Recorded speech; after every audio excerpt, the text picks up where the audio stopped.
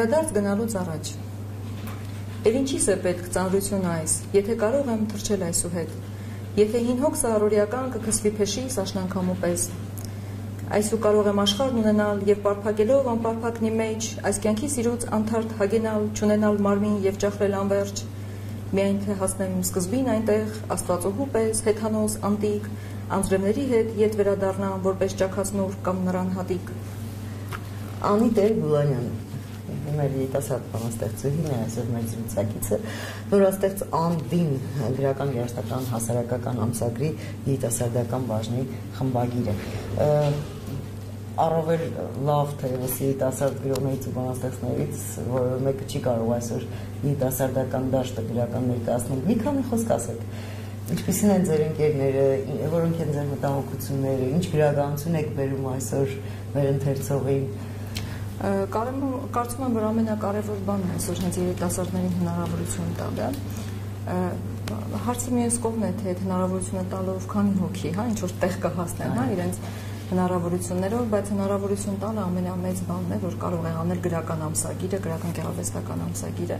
ինչը ժամանակին եւ արել է Գարունը, եւ հետո արեց Նարցիսը, հնարավորություն տալով երիտասարդ գրողներին։ Այսօր իսկապես այնքան հետաքրքիր երիտասարդ մտավորականներ, կարծում եմ շատ են, կարծում եմ բավականին շատ են, իհարկե շնորհալիներն ու տաղանդավորները, այսպես ասեմ, ինչպես մենք չենք կարող ասել, որ հա շատ են, որովհետև այսինքն գրողները շատ են, գրի առնողները շատ են, գրողները քիչ են, այսպես ասենք, որովհետև գրի առնել դեռ չի նշանակում, որ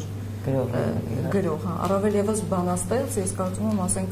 պոետ հասկացողությունը, բանաստեղծ լինելը ավելի բարձր, ավելի վեհ մի բան է, որտեղ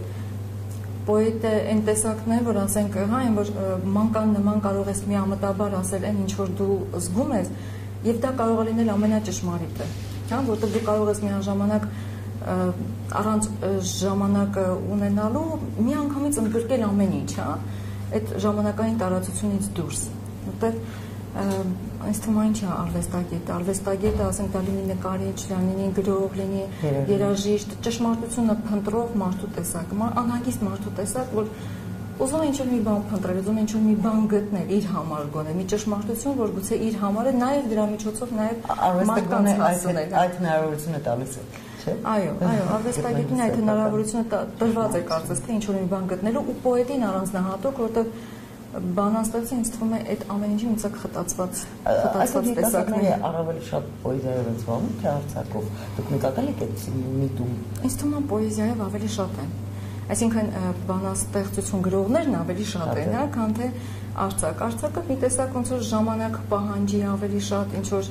նստելու, նստակյաց լինելու խնդիր ունի, որը որ ժամանակը գրեթե թույլ չի տալիս։ Այսօր մեր ժամանակը գրեթե թույլ չի տալիս։ Հետո նաև պետության խնդիր կա, նաև չգիտեմ, որտեղ պետություններ կան, որտեղ որ երկրներ կան, որտեղ արձակն ավելի է զարգացած։ Ու գուցե հենց այդ երկրի ինչ որ այդ երկիրը հնարավորություն։ Մեր մոտ կարծես թե արագ ասելու, կոմպակտ ասելու ու բովանդակ ասելու խնդիր կա։ Այս պահին հետո ժամանակները իր հետ բերել են դա, գիտեք, ասենք հիմա որ ես նայում եմ, դուք ուզում եք մի գավաթ սուրճի հետ արագ ստանաք այդ հոգևոր սնունդը, ասեք ոնց որ մի գավաթ այդ սուրճի հետ այդ սնունդը ստացավ, այդ նույն հոգևոր սնունդը մենք ահռելի արագությամբ ենք ուզում ստանալ, որտեղ ժամանակ չկա ուղղակի։ Ժամանակ չկա, այդ պենգվինները ասում են ներեցեք, ասում են իբրև թե ոչ միայն այստեղ, մեզ մոտ նաև ողջ աշխարհում անցել են պոեզիայի ժամանակները,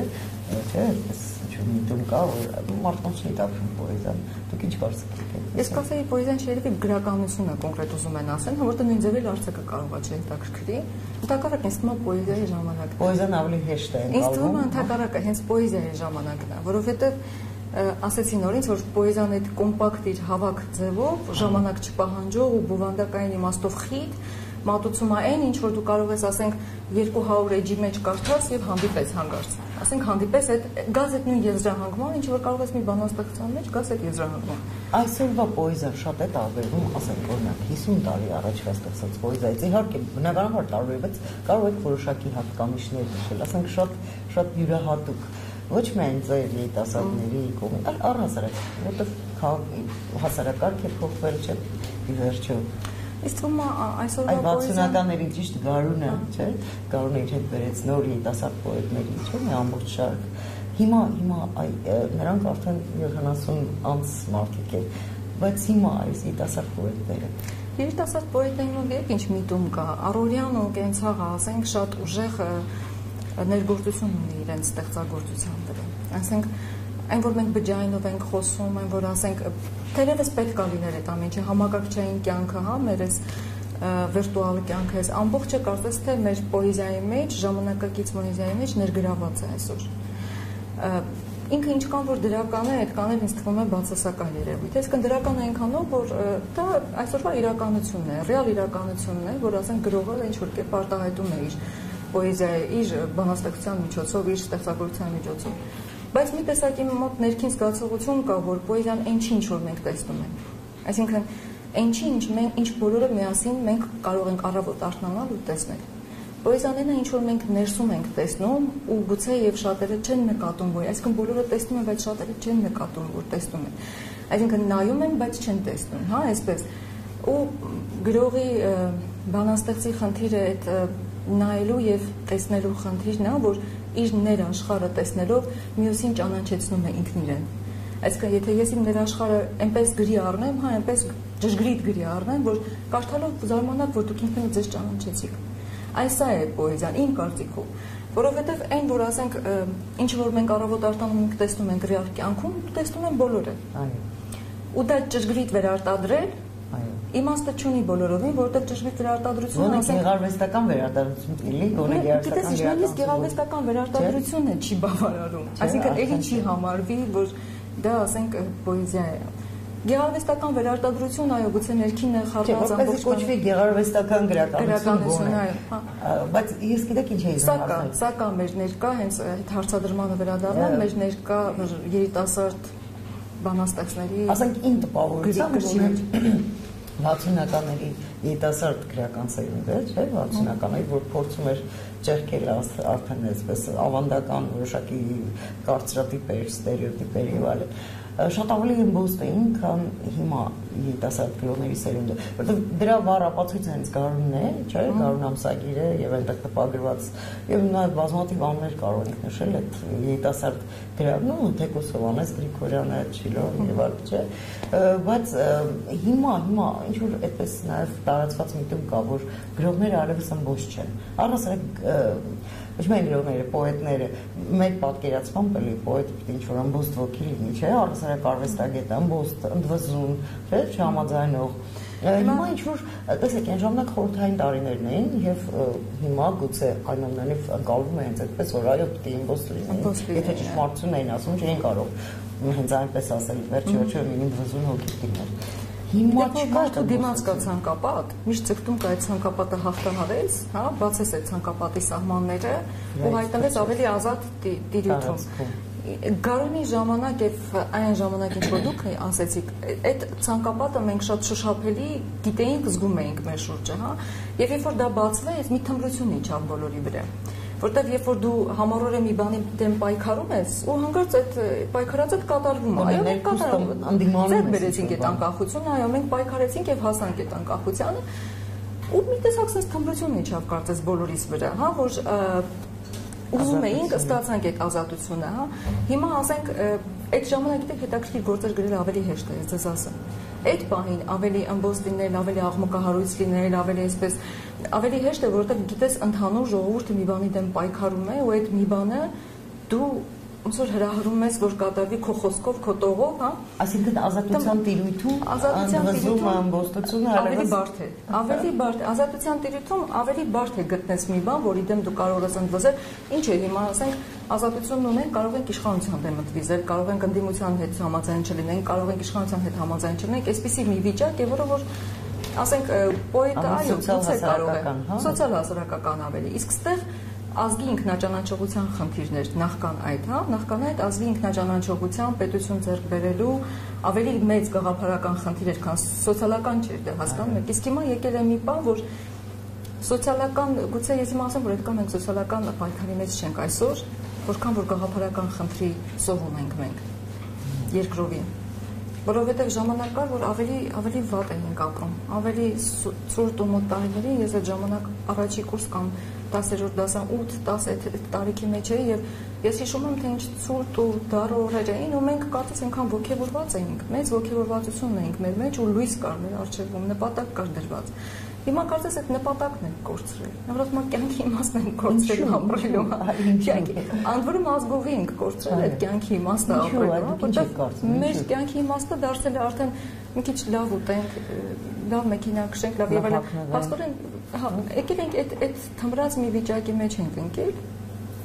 Ինչու որովհետեւ գաղափարախոսության խնդիր կա ինձ թվում է։ Ոգեղեն գաղափարախոսության խնդիր կա, ընդ որում այդ գաղափարախոսները ոչ միայն պետք է լինի կետերով պլանավորած ինչ-որ մի ծրագիր, նպատակ, որին որ ուզում ենք հասնել, այնտեղ պետք է լիքը ոգի լինի։ Ոգուսովի ժամանակն է եկել, ինձ թվում է, ու դա է խնդիրը, որ մեր մեջ պոետը չի կարող կռիվ տալ։ Հիմա հենց ես դրա համար նշեցի, Գայանե, հիմա հենց պոետի ժամանակն է։ Երբեք երևի թե գուցե մի դար առաջ, դրանից առաջ եւս մեկ դար առաջ, հիմա նորից պոետի ժամանակն է։ Նորից պոետի ժամանակն է, որտեղ միայն կարող է գրողը, կարող է ստեղծագործողը, կարող է լուրջ արվեստագետները, հա, կարող են, դրանք կարող է մի քանիսը լինեն, որ մատների վրա հաշվես յուրաքանչյուր երկրում, հա, բայց այդ մի քանիսը պիտի որ այդ ոգին ներարկեն ազգի մեջ, հասարակության մեջ։ Իդեպ այդ ոգին նա չի, որ ասես որ այսօր վատ է, ինչ դժվար ենք ապրում եւ այլն, ու դրանով հերոսանաս։ Ասենք հերոսանաս ասելով, որ ես կանգնեմ, ասենք սրա կողքին այն մի ինտիմության կողքին ազատության հրապարակում գորգորան բան եւ որպեսի լսելի լինեմ կամ ինչ որ կարող ես շատ դուր քոսենյակում գրի առնելով որոշ տողեր ու այդ ամեն ինչը ներկայացնելով մարդկանց ու մարդիկ այդ սովը հոգու իրենց մեջ ներառելով հանգած զգան որ իրենք ինչ որ մեկ այլ հարթություն բարձրացան։ Դա համաձայն եմ դեպի, շատ ճիշտ է, բայց այդ դուք ասացիք ներկայացնելով մարդկանց քանի հոգի են ընտրություն ձեր տողերը։ 500 տպաքանակ է։ Չէ՞ ընդհանուր առմամբ։ Շատ ցավալի փաստ է, իրոք ցավալի էլի։ Կամ դուք պետք է այսպես տարածեք ձեր պոեզիան, ձեր իրականությունը, կամ առհասարակ արվեստագետը ինքը նվիրի գրքերը, հայտնի փաստ է։ Այդպես էլ կա հիմնականում ես նվիրել եմ իմ գրքերը, շատ երևի սենց եւ հիմնականում գրական շրջանակներն են, որ մեկը մյուսին կարդում են, չէ՞։ Մեկը մյուսին տեղյակ են։ Այն լավագույն դեպքում կարծում եմ, ոչ բոլորը, չէ՞։ Կարդացողներն գիտեք ինչն է վատ, մի վատ միտում կա մեր ժողովրդին, մեր ժողովրդին չէ՞ դա մարդուն է հատուկ։ Վերջ առանձնացնենք ալու այսպես մեր ժողովրդին։ Մի քիչ գուցե մենք գուցե հա մենք ինչ որ մի առանձնահատկություններ ունենք նաև այդ իմաստով, հա։ Իրար կարդալուց հետո էլ ճանաչում են ու ճանաչելը չեն վկայում։ Այն է դա սարսափելի։ Այսինքն ինքը ճանաչում է, որ կարդած ասում է, ինչ տողի հանդիպեցի, ինչ հասարից մարդը։ Ու լռում է դրա մասին։ Չի խոսում դա, չի խոսում։ Ինչու՞։ Այնքան տխուր է դա, որ ինքը չի խոսում, մեկը մեկին չի վկայում, մեկը մեկին չի ուզում ասել։ Իսկ չի ոգևորում մյուսին եւ կամ չի ոգևորվում մյուսին։ Ես չեմ ուզում հավատամ, որ ինքը չի ընկալում դա, որովհետեւ մենք այդ ընկալող ժողովուրդն ենք, բացառիկ, որ անհնար է որ չընկալեն մեկը մյուսին, հա։ Իրենք ուղղակի չեն վկայում։ Այդ մի բան է, որ շատ տխուր է, որ ես դա չեմ կարող բացատրեմ դա ինչու։ Դրա պատճառը։ Չեմ կարող ներքին չարությունը նախանձը, չգիտեմ։ Չեմ ուզում այդ կամ մանր նախանձ չեմ անվանի դա որպես նախանձ։ Բնական է, որտեվ արվեստագետի մեջ դա կարող է լինել եւ կարող է լինել, որտեվ երբ որ մի բանի դու հանդիպում ես գեղեցիկ, հա, ձևակերպված կամ գեղեցկություն ես տեսնում, ուզում ես այդ գեղեցկությունը քոնը լինի։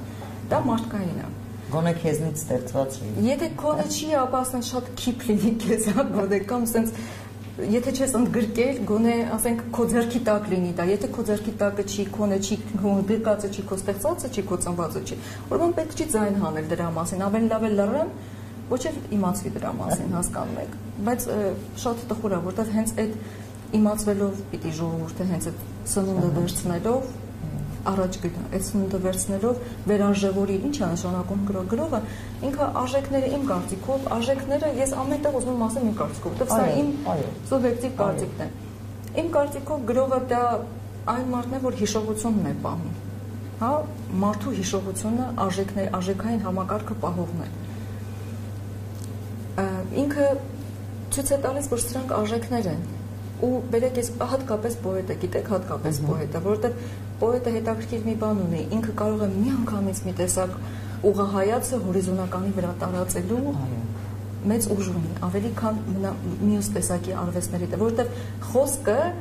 պոետիկ խոսքը ինքը եւ երաժշտությունն է, եւ գեղագիտությունն է, եւ տեսեք ամեն ինչի իր մեջ պարունակում պոետիկ խոսք, այսինքն եւ երաժշտություն կա, եւ հանգավորություն կա, եւ գաղափար կա մեջը, հա, ամեն ինչ միաժամանակ է։ Միաժամանակ մեջ գրի մեջ կարող է հանգավորում չլինել, օրինակ արձակի մեջ։ Այսինքն գեղեցիկ խոսքերն ասվում են, բայց չեն ասվում, դա գեղագիտական հաճախ, այո, ինչը որ Աստված ասու, ես ենթադրում եմ, որ Աստծո խոսքն է այդպես։ Պոետիկ է։ Պոետիկ է, այսինքն Աստված իր բոլոր խոսքերն ասելուց ինքը ունեցել է, ասենք 12 ոտ հանգաչափություն, ասենք 10, հասկանում եք, երաժշտություն եւ միևնույն ժամանակ իր մեջ ներառված գաղափարը, ոգեղենը, այն ոգին, որ կարող է ուղղակի փշաքաղվես, կարող է ուղղակի այդ բառին հանդիպելով ուղղակի sense փլուզվես, հա, բառը անջատվի իրանից, բառը ուղղակի փլուզվի։ Իսկ այսօր պոետը, երիտասարդ գրողը, ու պոետների մասն են խոսում, ինչ է անում, որպեսզի ի վերջո մտերմանը հասարակության հետ։ Կարծես թե միմյանցից օտարված են, չէ՞։ Փորձում են անեն, ասեմ, փորձում են, կարողանում են անել ինչ որ բաներ, երիտասարդ գրողները մեկ։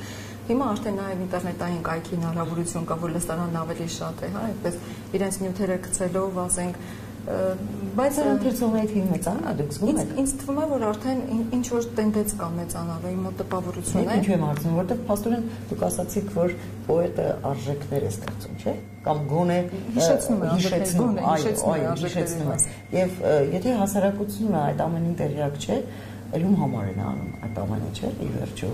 ոչ իր գրչընկերների միայն։ Համաձայն եմ, ես նորից ասում եմ, երևի թե ինչ որ մի թմրության ժամանակ եկավ։ Այդ թմրությունը պետք է որ հիմա անցնի ու հաղթահարի։ Գրական շրջանակներին ոչ միայն գրական, այլ նաև արվեստագետներին հաճախ մանավանդ վերջին 10-12-15 տարիներին մեղադրում են քաղաքացիական, այսպես ասենք, դրսևորումներ չունենալու, լուր լինելու, ձայն չբարձրացնելու հասարակության համար ցավոտ այս կամ այն խնդրի մասին կամ ինձ կարծիքը չարտահայտելու։ Դուք ինչպես եք կարծում, դուք դեմ եք։ Իսկապես դեմ եմ, որովհետև արդարացի են այդ մեղադրանքները։ Մեղադրանքները ինչ որ իմաստով այո արդարացի են, որովհետև գրողը իսկապես իր դիրքորոշումը պետք է ունենա։ Այսինքն պետք է ինքը հստակ ասի, որ դեմ եմ սրան եւ կողմ եմ։ Վախենում են այսօր։ Ինչ որ իմաստով գուցե վախենում են քննադատությունից, այո։ Վախենում են քննադատությունից, որ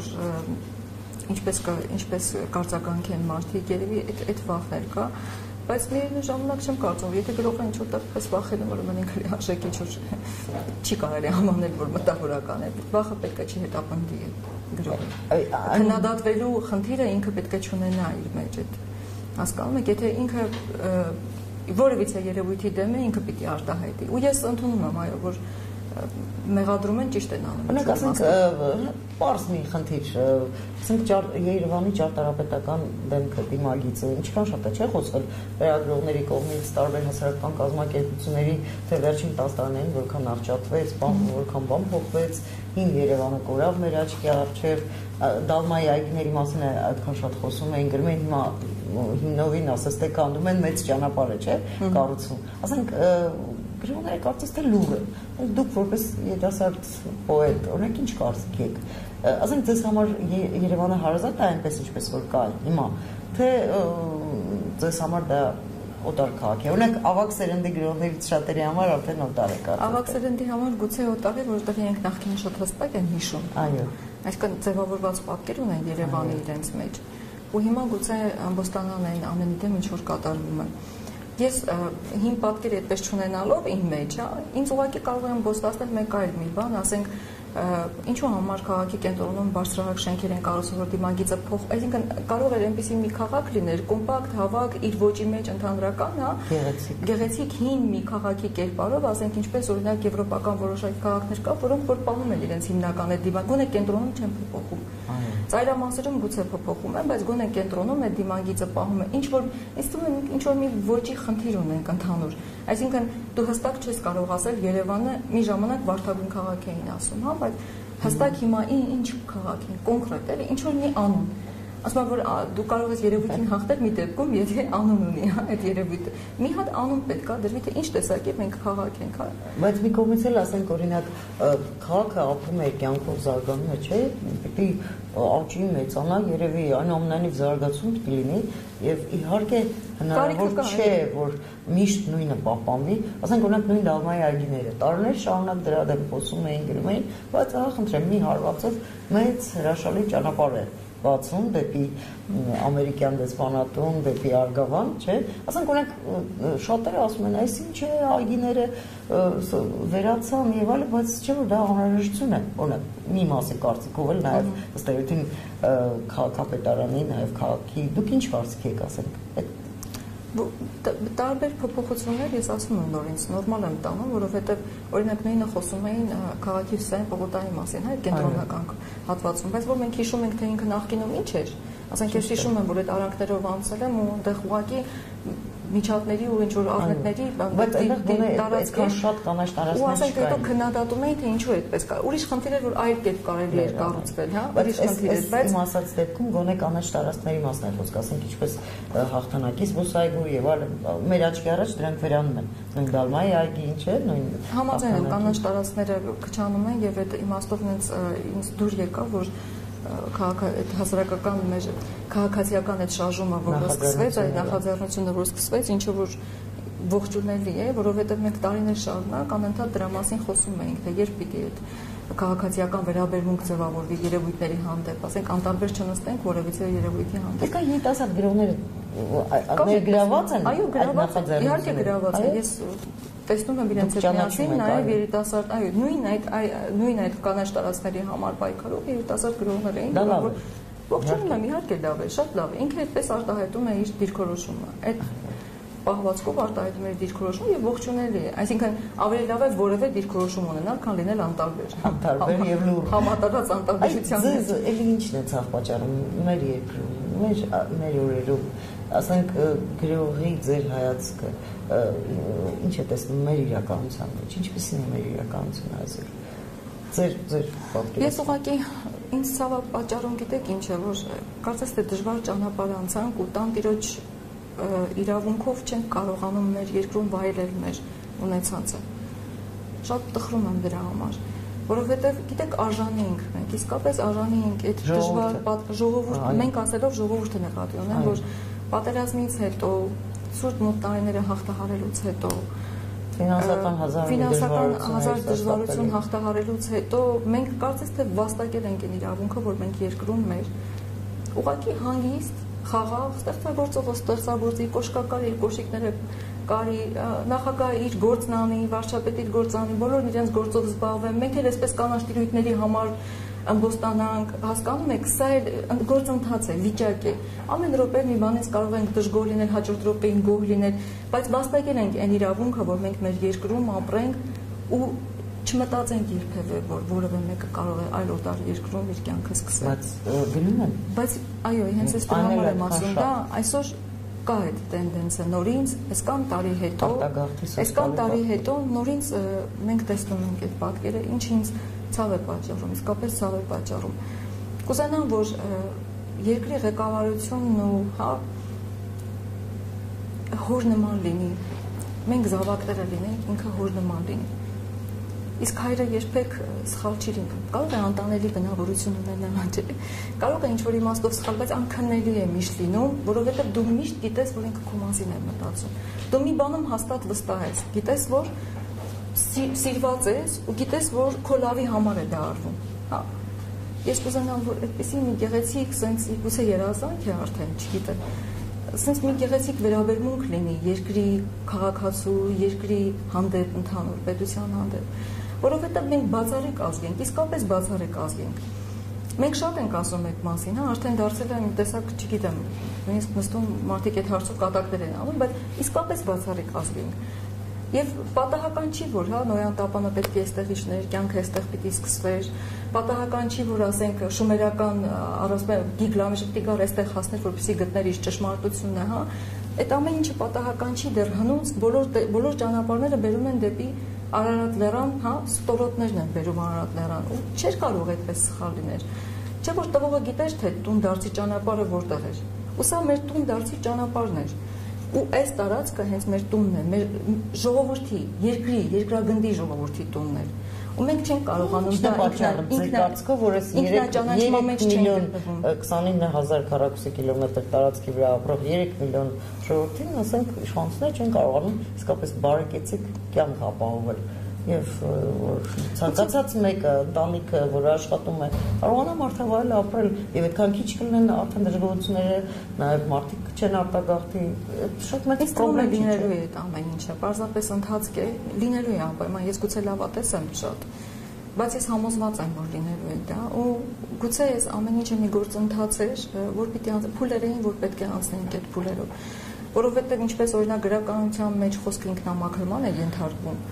նույն ձևեր երևի թե պետության մեջ, իշխանության մեջ, երկրի ժողովուրդ հարաբերության մեջ ինքնամաքրման ճանապարհով տեղ ենք հասնում։ Մենք տեղ հաստատ կհասնենք, ուղղակի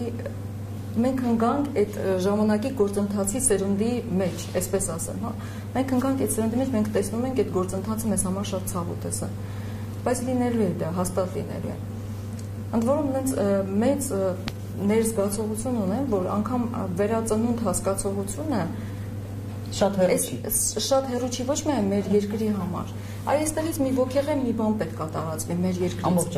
Ամբողջ աշխարհով մեկ։ Մի ոգեղեն մի բան պետք է տարածվի։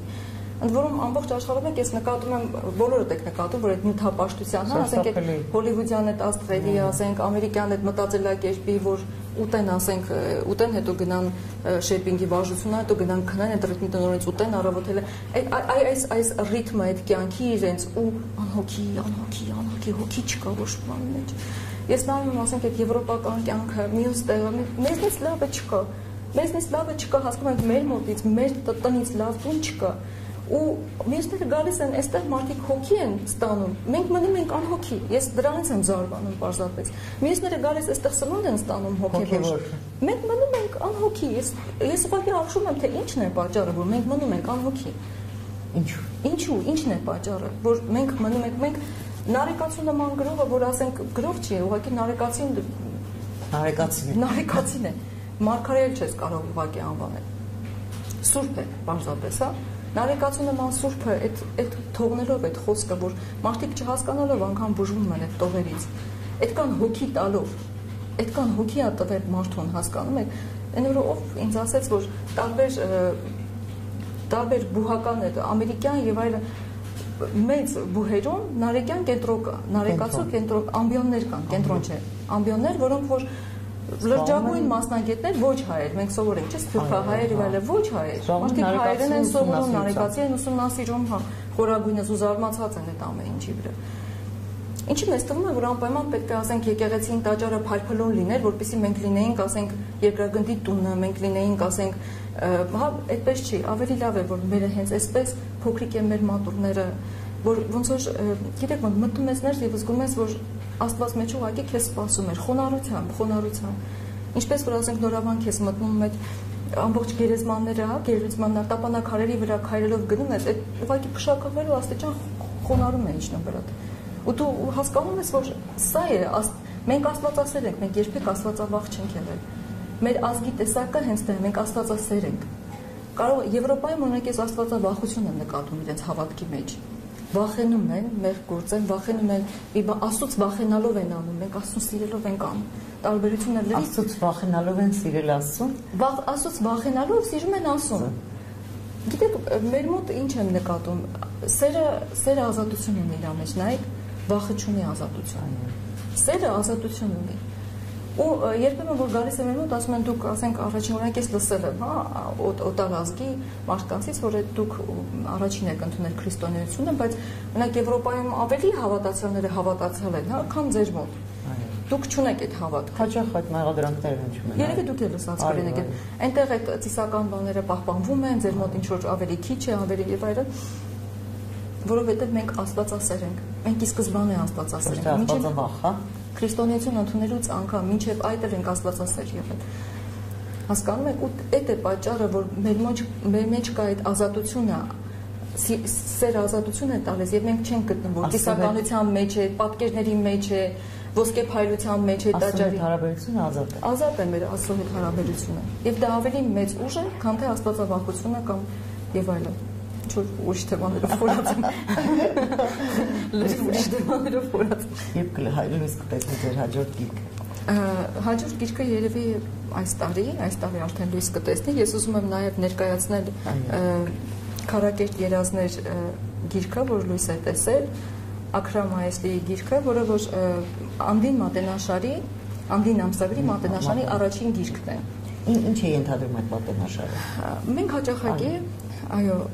գրքեր ենք թարգմանելու եւ հրատարակելու ենք, որը որ կից է լինելու Անդին ամսագրին։ Թարգմանական գրականություն։ Այո, մենք ներկայացրեցինք նաև մեր ամսագրում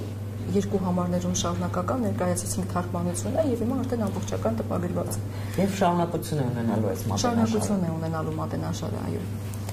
Շնորհակալություն։ Ձեզանից շնորհակալություն։